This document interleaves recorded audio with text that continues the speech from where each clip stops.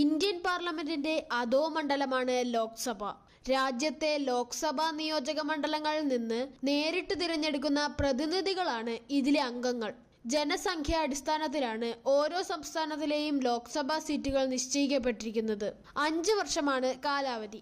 എന്നാൽ അടിയന്തരാവസ്ഥ കാലത്ത് ലോക്സഭയുടെ കാലാവധി 1 വർഷം കൂടി നീട്ടാം. ഇന്ത്യൻ ഭരണഘടന അനുവദിക്കുന്ന സഭയിലെ പരമാവധി അംഗത്വം 552 ആണ്. ആദ്യം 1950-ൽ ഇത് 500 ആയിരുന്നു. നിലവിൽ 543 അംഗങ്ങളുടെ തിരഞ്ഞെടുപ്പിലൂടെ 543 സീറ്റുകൾ ഈ സഭയിലുണ്ട്.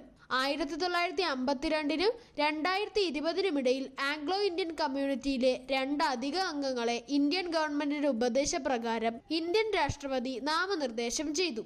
ഇത് 2020 ജനുവരിയിൽ 104-ാം ഭരണഘടനാ ഭേദഗതി നിയമം പ്രകാരം നിർത്തലാക്കി.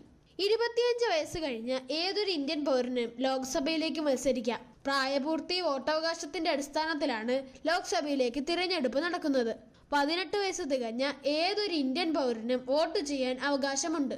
രഹസ്യ ബാലറ്റ് സമ്പ്രദായത്തിലൂടെയാണ് അംഗങ്ങളെ തിരഞ്ഞെടുക്കുന്നത്. കേരളത്തിൽ 20 ലോക്സഭാ മണ്ഡലങ്ങളാണുള്ളത്. അവ ഏതൊക്കെയാണെന്ന് നമുക്കൊന്ന് പരിശോധിക്കാം.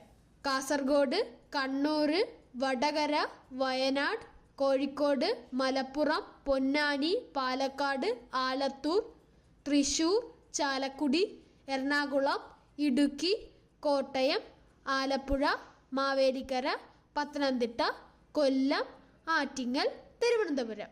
ഓരോ സംസ്ഥാനങ്ങളിൽ നിന്നും കേന്ദ്രഭരണ പ്രദേശങ്ങളിൽ നിന്നും തിരഞ്ഞെടുക്കപ്പെടുന്നവരുടെ കണക്ക് നമുക്കൊന്ന് പരിശോധിക്കാം.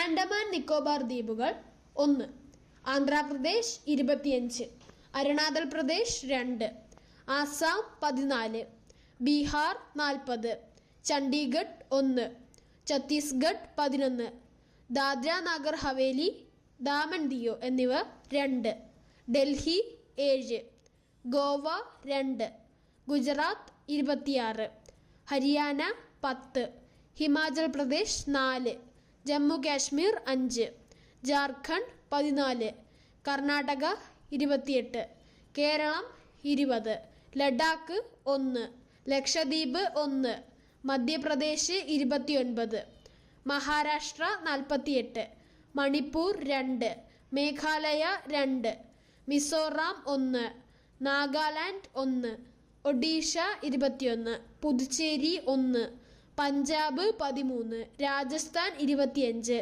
സിക്കിം 1, തമിഴ്നാട് 39, തെലങ്കാന 17, ത്രിപുര 2, ഉത്തരാഖണ്ഡ് 5, ഉത്തർപ്രദേശ് 80, പശ്ചിമ ബംഗാൾ 42.